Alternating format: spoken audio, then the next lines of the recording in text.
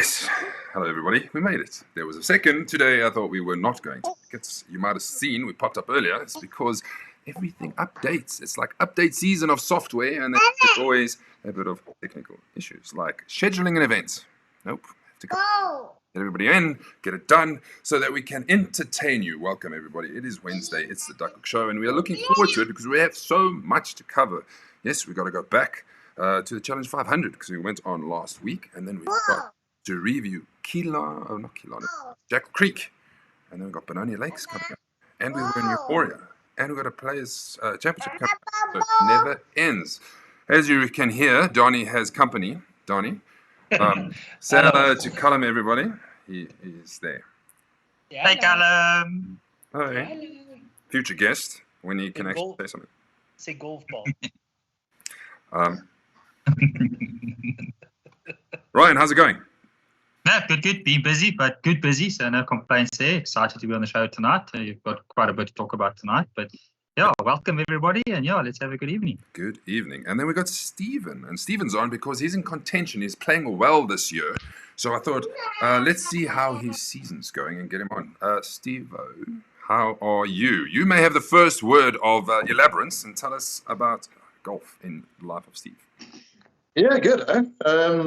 I mean, it's helped seeing a coach for the last couple of months. It hasn't helped with Ryan cutting me every week. We'll get on to that a little bit later with handicaps, but yeah, golf's in a good spot. I mean, we've got quite a bit still to go, so some big events, and hopefully we can pull it together and we can knock Donnie off his perch. There we go. Stevie, what you don't know is I'm paying Ryan on the side, so your handicap's going to be cut even more. We're still going to talk about that Challenge 500. I'm still happy, but we'll talk about it later. No comment. Right. Let's go to the chat line. It's been going blinky-dink plenty since guys were even earlier than normal. Good evening, boys. That's Leon Westhuizen. Well done, Leon. Leon had a great round with me at the Challenge 500. You know when somebody has a great round, it just goes under the radar, and then he comes to you afterwards and says, I broke 80. I'm like, what? Anyway, then he rocks up at Jackal Creek, not knowing that he's gone from a 14 to an 8 handicap. Not a word said. And then he still is in contention for most of it.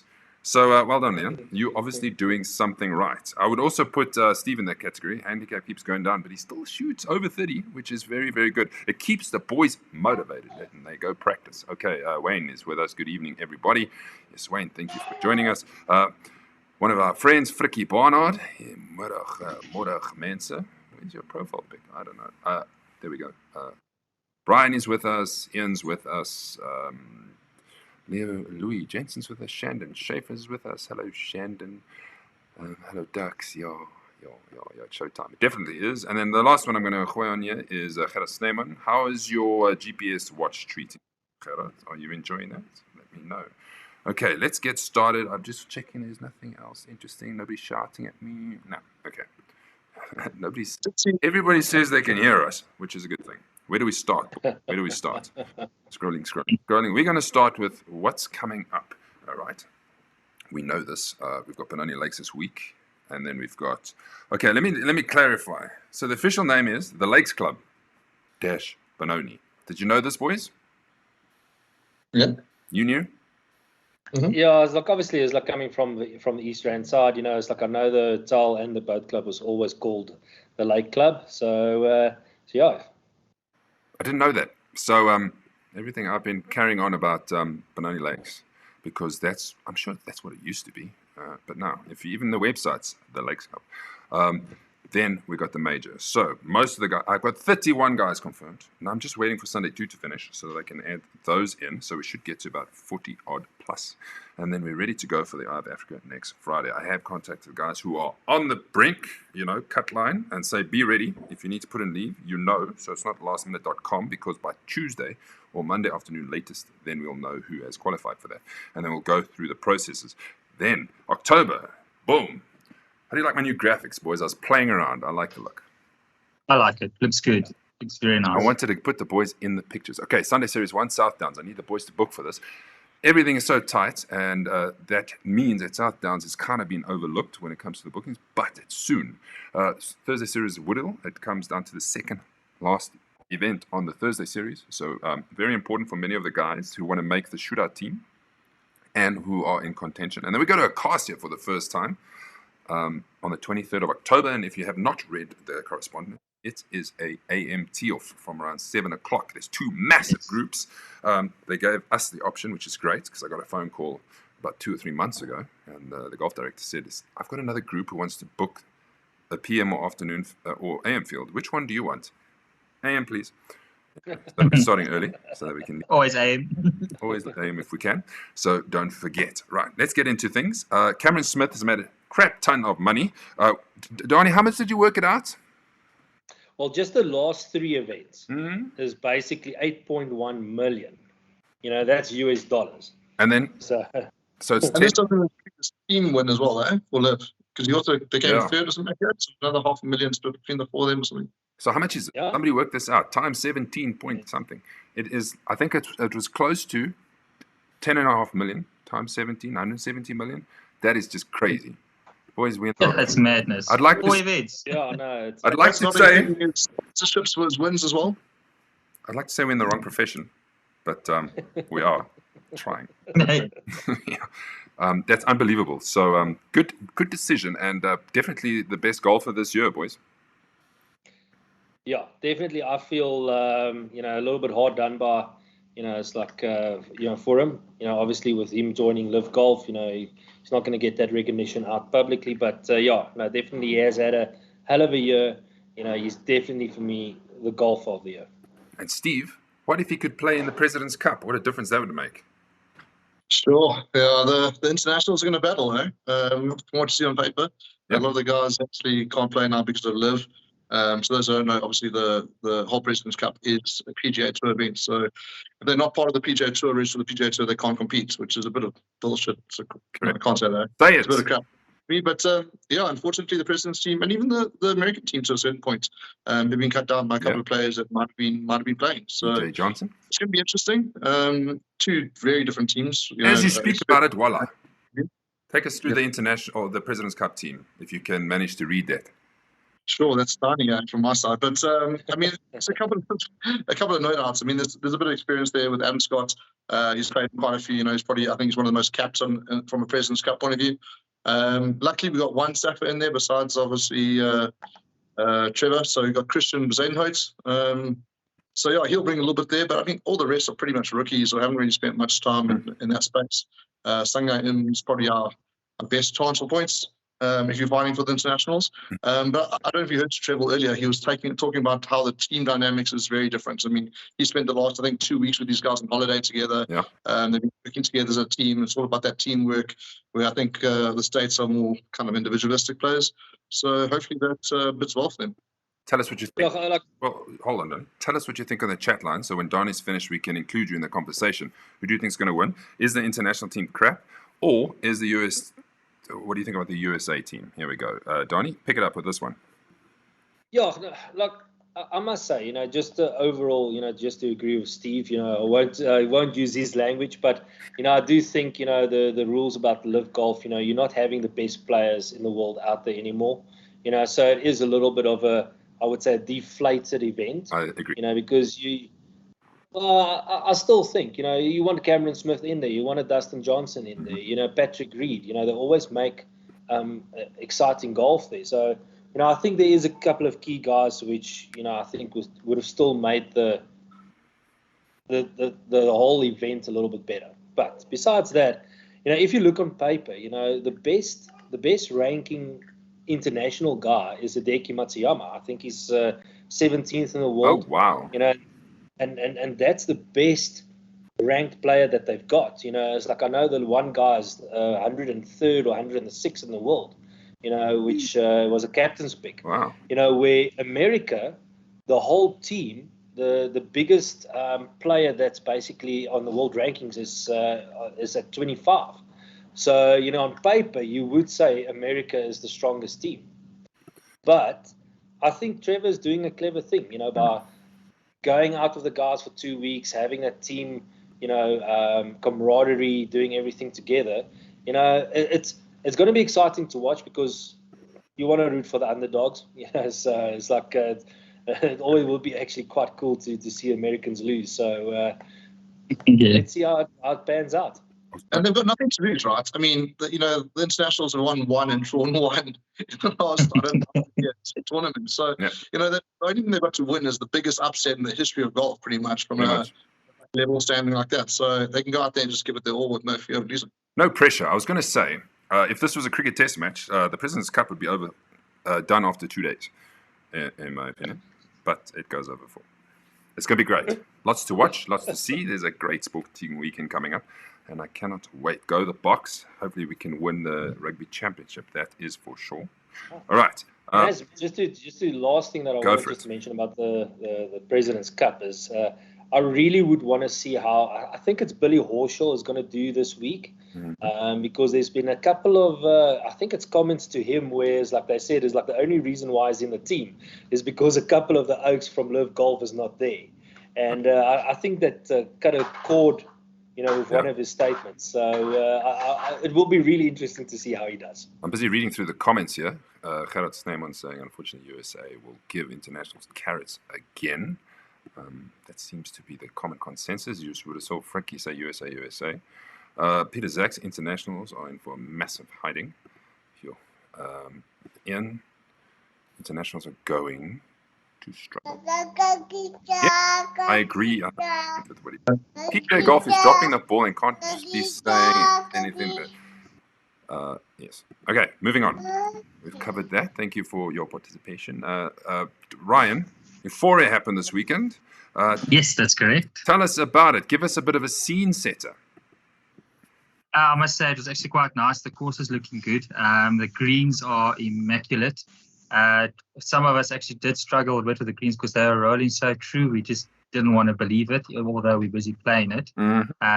But the guys at the course themselves welcomed us so nicely. It was absolutely great. We did pick up a bit of wind throughout the day, which started making it a bit challenging, as you can see with a bit of the scores there. Look at this. Look at this. 6th place plus 6, 10th place plus 11. Yeah. But yeah, no, overall, I think it was pretty good. It was a good day out, and yeah, the guys enjoyed it. We had some of interesting visitors on the course, if I might call it that, with some ostriches coming to check how we're putting and check if we're doing things proper. But yeah, no, it was actually quite a good day. It turned out quite nice. We had a nice turnout of guys there. So yeah, I think overall it was a nice success. Well done, well done. In case you're wondering, this was AJ Barnard. He's from Marble Hall. This was his winning scorecard, obviously on a countback over, unfortunately, on Van Aarde. Yes. 1. AJ plays over 4, so that's still pretty good going.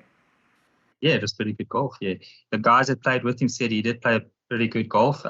He just said that his putting and that wasn't the greatest on the ground, but other than that, his game, he says, was pretty great. Cool. Well, there's some shots that we can have a look at of Euphoria, and then Ryan will let us know when the next one is.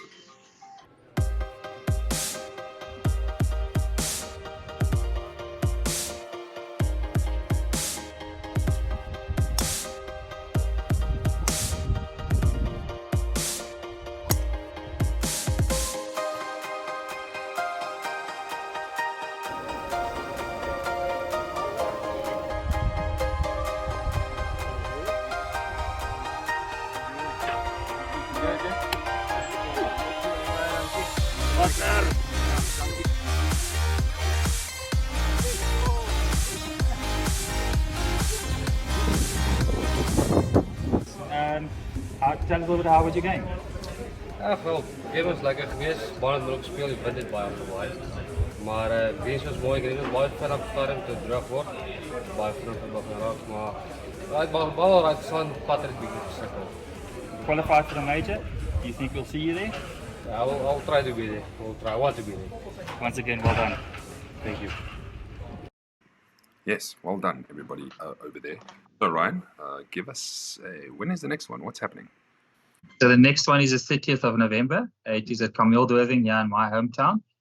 For some of the guys that are going to come from Gauteng or so that want to stay for the weekend, I will be putting information for accommodation and that, should you want to bring the family down and that. But yeah, Camildwerving, the 30th of November is the next one, and we're looking forward to it. Awesome. Thank you. Good. I don't know if I can make that one. It's just been a bit all over the place. Challenge 500, everybody. That did happen. 36 holes at Ramsar. How did it go? I thought it was a great day. I thought the course did go quite quickly. I thought it might take long, but before you knew it, you finished the first 18 and off you went. What do you boys think? Okay, let's go through each of you and how did you play and give us a bit of a roundup. Donnie, let's start with you. Yeah, Maz, no, obviously I've enjoyed the day. The company was pretty good. You know, I had some fun with Frikkie and Gerard and the boys. And yeah, so like myself, I played okay. You know, I finished 4 over in total. And unfortunately, I had 6 3-putts on the day, you know, which just basically, you know, made the score a bit worse. But yeah, I enjoyed the course. The course was good. Yeah, it was completely a lacquer day. Awesome. Well, I'm glad to hear that. And what a finish we did have. We'll get to that. Ryan, how did your day go? You were there, you around there somewhere? Yeah, no, I actually had a really nice day. Like you say, the first 18 holes actually felt like 9 holes. Quickly and done. We enjoyed it so much. I was up there after 18 at about 4 under, but my second round I struggled a bit. But yeah, I think I finished on 1 under or 2 under or so. But the 4-ball that I had, we were a great 4-ball. The course, I think, was in a good condition. Few of the bunkers weren't of the greatest, but there was still sand in there. For some reason, I was able to play quite nicely out the bunkers. I laughed. Simon was keep on saying to me, play the lotto, because I was able to get spin out the bunkers. I was able to get roll out the bunkers. But yeah, no, other than that, it was actually quite a good day, I think, overall. Yeah, it was great. Steve, you teed off first. You were in and out. Give us a thing of your... game was shocking for the first 18. Like I said, it felt like 9. We went off and I think the first 5 or 6 holes, I think I was plus 11 gross. Yep. So it was a great start. But from there on, it kind of held itself together. 77 the second 18. But we were lucky enough. We jumped the queue pretty much after the first 18. Yeah. Jumped in front of the next tee off. So we were done probably about an hour before the next ball. Maybe a little longer than that. Yeah, and the second 18, there was no one in front of us. So when we teed off, we literally went straight through pretty much. And then the back 9 was just open. So, yeah, I think when we finished, the Oaks were coming up the 13th. So yeah, we were quite a bit ahead of everyone, but super lucky day. Apologies to my behaviour probably in the first 6 or 7 holes, but it came a little bit better. We just need Ryan to fix handicaps for the second 18 of the blue. There's no broken handicaps. So as you can see, there was a 3-man playoff. It's the first time we've had a 3-man playoff. Godfrey Watermeyer, Gerard Sneeman, and Gerard Gerber, all finishing -4. Carl van Meulen could have won it. He was above all of them. And then, unfortunately, on the last hole, he had a bit of a mare and made no points. So he dropped 2. So he was -5. Hans Herman tied 4th with Leon Oosthuizen. And as I mentioned, look at that, 43 points on the second 18. Fantastic golf. Kunal Pretorius, another good finish. I think he finished 3rd last year in the Challenge 500. So that's a good finish for him. Dana Perimal, Vickers Lee, there you are, 9th. Or tied 7th. And Ryan Jensen. Well done, Ryan. I wanted to say, what did I want to say? I wanted to paint a bit of a picture of the playoff hole if you were not there. So we get to, first comes, we're filming Carl van Meulen, thinking he's got this. Then he gets there, I say, what are you on? And he says, I'm playing my first shot, and he's Murtu, right? So he's out. Anyway, so then we think Gerard Sneeman has got it, or others thought he had got it. And then, so that was quite exciting. And then Donnie said, there's still one more 4-ball. They're 1 shot behind and 2 shot behind, so maybe let's go see what happens. So we go off to the 9th hole to watch Gerard Gerber drain an absolute monster. Now, if you know the 9th hole, he was right in the front of it, and the pin was right at the back. Drained it for birdie. So he got 2 shots, went to -4 from -2. 2 into the playoff. Godfrey Watermeyer, he also had, I don't know, how long was that, Donnie? About a 5-meter putt? Yeah, I would say more than that. It was a 6-7 meter putt. Lift it out. Hit the flag, lift it out. If that went in, he would have won it, right? On minus. Because that would have been a birdie as well. So anyway, we go to the first playoff hole. We'll skip that because of reasons. And then we go to the 10th. And Godfrey middle. Everybody had a good tee shot. Then Gerard pulled it left. When G was just short of the bunker. Short right, yeah. For his length. And then Godfrey was on, made the 2 putts. and the other guys made 5. And that is how he became the Challenge 500 winner. So this was the last moments and a little comment from him. Nice one, well done. Jose Godfrey, champion of the Challenge 500. Congratulations. Thank you so much, man. Tell me now, how you feeling? Excellent. Relieved after the second play of all. Yeah. Very relieved. How did it go today? Second 18 a bit better than the first one, but it didn't go bad at all. A bit Yes. rusty in the beginning, but it went well at the end. Yeah. Well played. Awesome, let's go back. Thank you so much. Please give a round of applause to this year's Challenge 500 winner, Godfrey Father.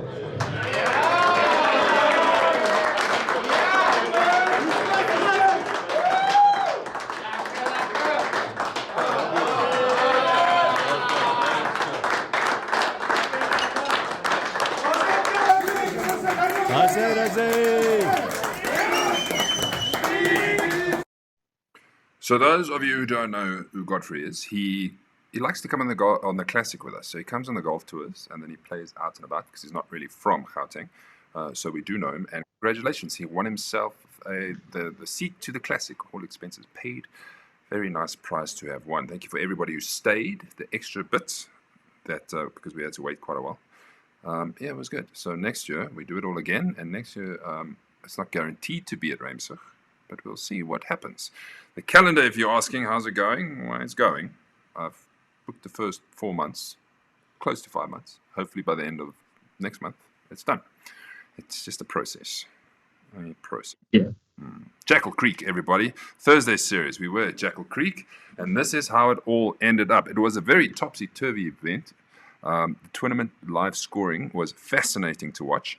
There was a whole host of guys who were in contention, but at the end of it all, Kevin O, minus 642 points. So nice to see him back in the winner's circle after his victory last year at Kyalami. So he now has 2 in 2 seasons because he had to wait quite a while. He's been with us for a long time to get his first victory. Wouter Bossenkool, first time playing with us. He's Ian Holzhausen's mate. He came in with 38 points. And then Mark Boy, JJ, Michelle, Ryan Jensen, minus 1. Well done to you, boys. Donnie always up there, plus 1. Eddie, plus 2. Myself, plus 2. Andre Kortzer, plus 2. And Salmon, plus 2. The 3 of us all played together. Can you believe it? I caught up with the boys afterwards to ask them how their rounds went. This is top 5. And this is with, notice the difference.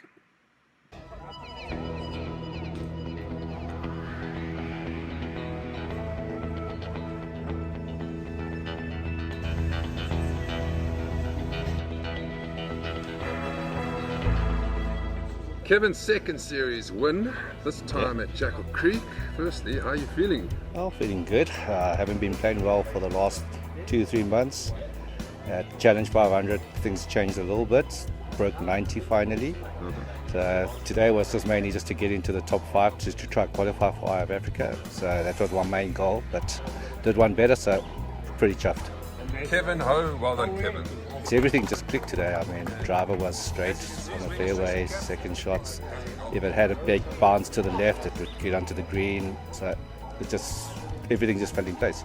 I knew I was sort of in the lead, and then I just played pause the next 3 holes, so that helped quite a bit. Yeah, it was lekker. Thank you so much. Better than expected, obviously. But yeah, surprised myself. 2 doubles on the front side, but fought back nicely. We had a nice 4-ball, so yeah, went well. Best part of your game, what was the highlight? I think I just putted a bit better. I didn't have any 3 putts today, which helps. Ramsig last week was about 15. Played really well today, struck the ball well. My putting was pretty poor. But no, I hit the ball nicely, and yeah, it was a good day all around. I know Jackal. I used to be a member here a few years back, so I know it well. And they've done some nice things to it. They've done a lot of work since I last played here.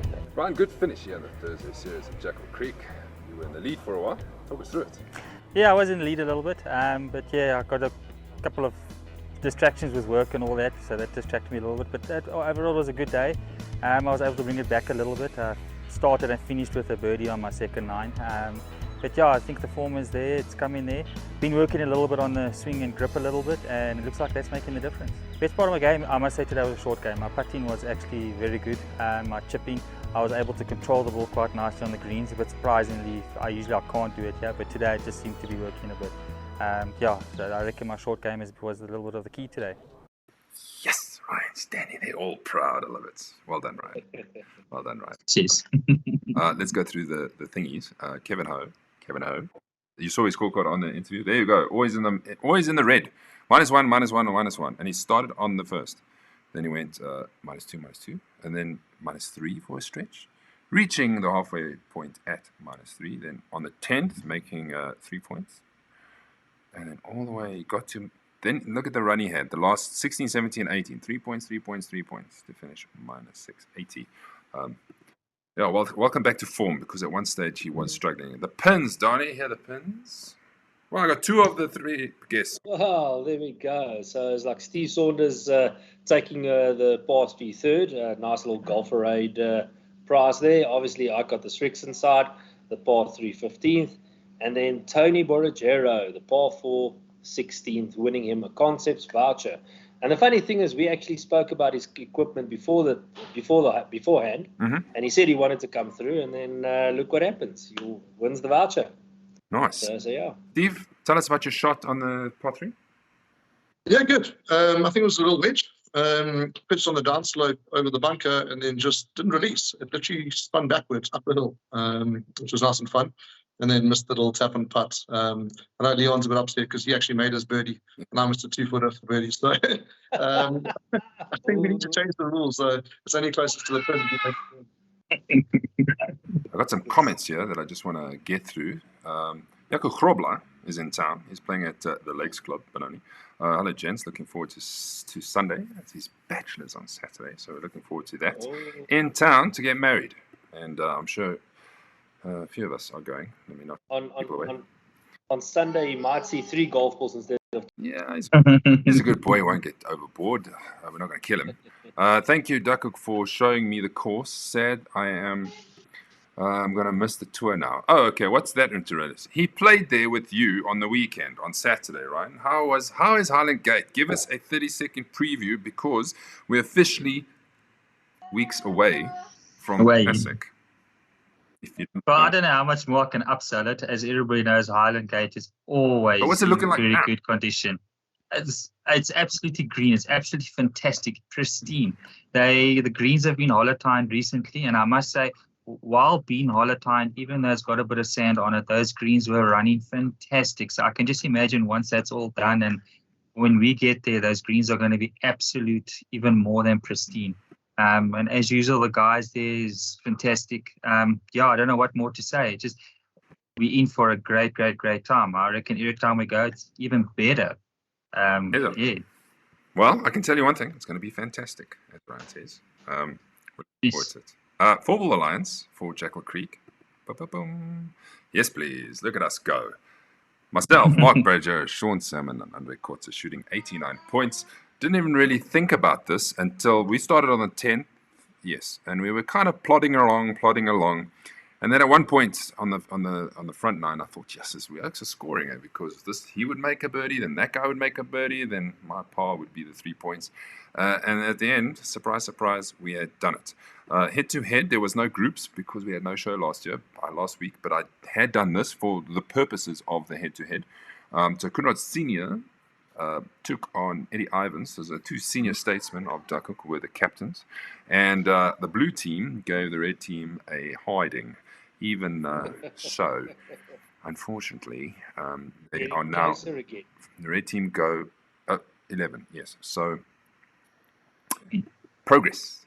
Yay. Progress. Thursday Should we series. talk about Simons versus Ivans head-to-head? Plus 10 versus plus 11. Or should we just keep quiet? And then Ivans took it. 1 up. So he's through to the final. I'll show you that now. Thursday series. Boom. So this is what it looks like now, gentlemen. Jean-Andre Dutoy on 272 points. Andre Kotze has 271 points. So he's right there within 1 point. Donnie's 3 points behind the leader. Anything can happen. Even Mark Borragero has a chance. And then after that, I think it's going to be a bit difficult for the rest of the boys to catch the top 4. So Woodhill, it's going to be very interesting with that as the top 4 four-ball. Jean-Andre, Andre, Donnie, and Mark. I'm interested to see, boys, how that's going to pan out, because then there's only one left. And we know The pressure is on. Donnie? No, definitely. You know, it's like playing in the featured four ball. You know, funny stuff can happen. Mm-hmm. You know, thought patterns change as well. So yeah, no, I'm looking forward. You know, it's like I like all three Oaks. You know, so it's going to be a good four ball. We can have good fun. So yeah. Donnie, while we're at it, here's the player of the season rankings after Jackal Creek. You top it, so you might as well do it. All right. So obviously myself in first place.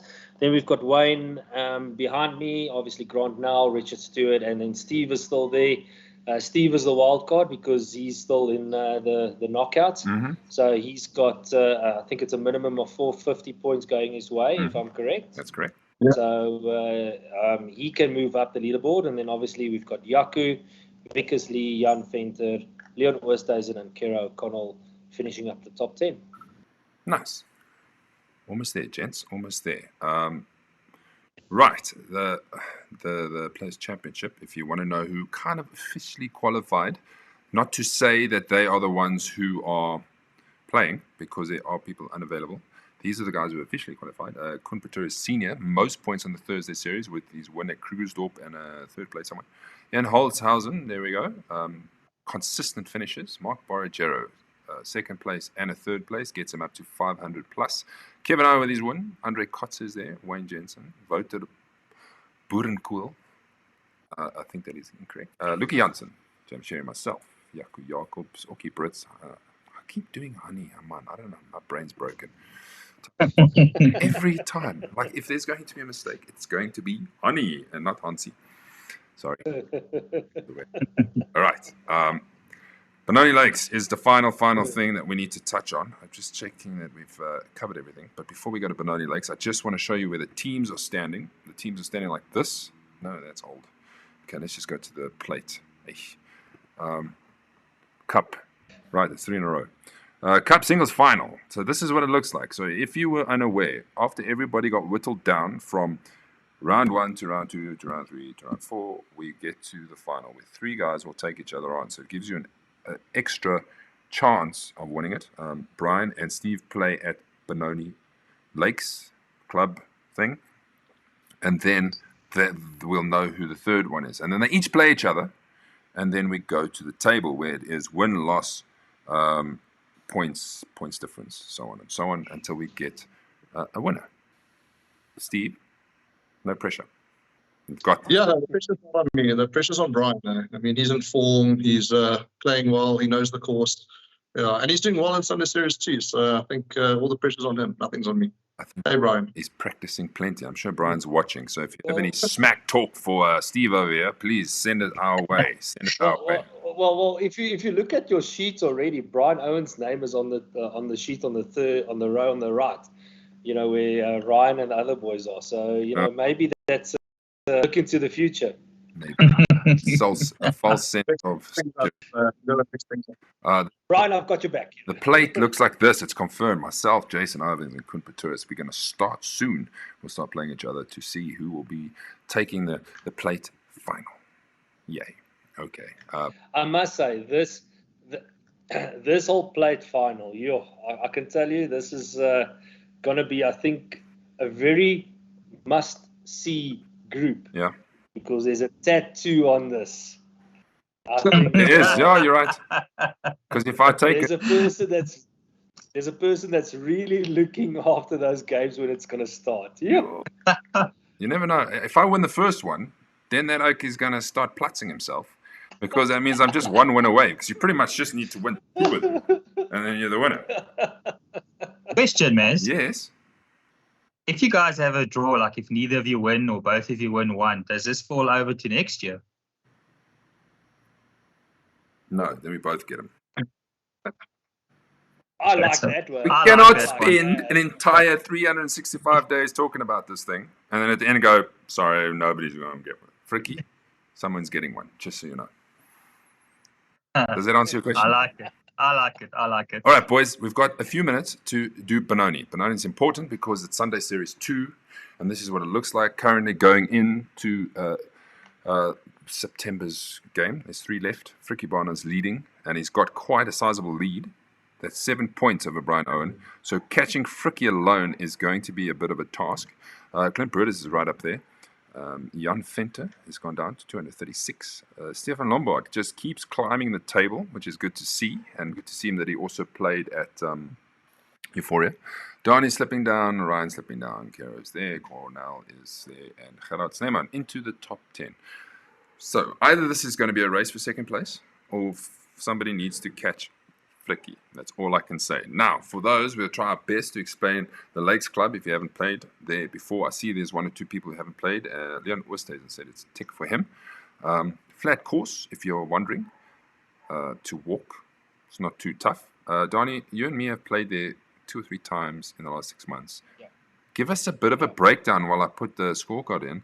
What do you think it's going to take? It's not the hardest course, but it is kind of tightish between the trees. Yeah, no, definitely, Maz. Obviously, you've got a couple of holes that that is a little bit tight from the tee box, but if you look at also the trees, it's some clusters. So especially where drive sort of ends, there's normally like sort of a cluster of trees, in one of the sides where you can, if you go up there, it's like it's literally a punch out. But for me, the greens are quite tiny. From what I can remember, it's the greens are tiny. Yeah. It also feels to me they're a little bit raised. So, all your if you do miss the green, it's almost like you're chipping uphill like most of the times. But yeah, I would definitely say that the fence for the course is the greens. If you can consistently be on the green or greens on the game, it's like you've got a very good chance to win, because if you do miss it on a few sides, it's like you've got a couple of good bunkers that they've positioned well.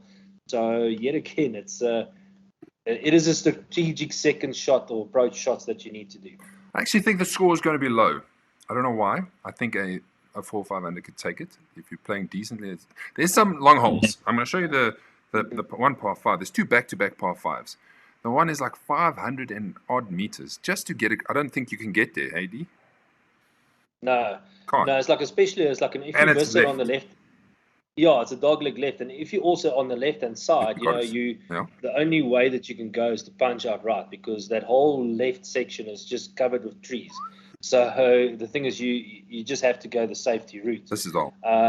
Yeah, so a good drive, if you want to go for 2, you have to be on the right-hand side of that fairway. But also, if you're making it a 3-shotter, you need to, where that 150 sort of sign is, there's a little corner there. And at the same time, you have to be on the right-hand side of that because the trees are overhanging. Yep. So it's a good par 5. The trees actually make it a very good defense, for the hole. I can tell you one thing. If you get stuck on the wrong side of that fairway, you can easily not score a point there, because you'll just be left and then chip out, then go a bit too much left and have to go right again and then come back. I think that easily. So be aware that par 5 is a tricky little guy. The pins on the day, just for you to know, is the par 3 5th. Nice hole. Pretty hole with water. This is actually after the 2 par 5s that we're talking about. Then the par 3 9th is before you go back over the road, because if you did not know, the course is split between a road. Then the par 3 16th is on the lake. It's actually quite a good hole. You're hitting over the lake, not from where this line is. I don't know where they've got that. And then the par 4 18th is a very easily gettable par 4. And the pin will be close, so we can just walk out. Grab the pin. Just to elaborate what Maz said, the course is split into 2.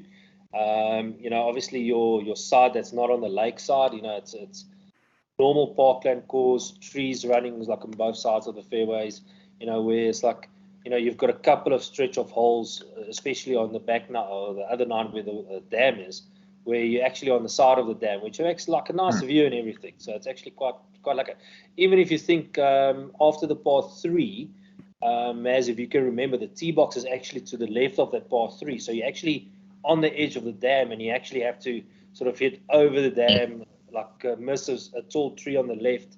So it's actually quite a nice layout. It's a nice hole. It's a nice hole, yeah.